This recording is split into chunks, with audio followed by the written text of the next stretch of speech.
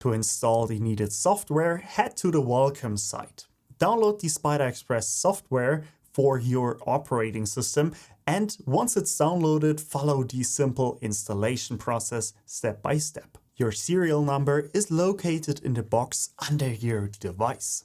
Once it's installed, launch the software. For Mac, double-click the Spyder app icon located in the Spyder folder within the Datacolor Applications folder. For Windows, double-click the Spyder app icon on your desktop. When you are asked to plug in your Spyder device, go ahead and connect it either via USB-C or with the USB-A adapter that is provided. Plug your Spyder device directly into your computer's USB port. Please try to avoid plugging it into keyboards, hubs, or extension cables. These can affect the communication speed and accuracy of the Spyder. When everything's connected, you're ready to calibrate your display.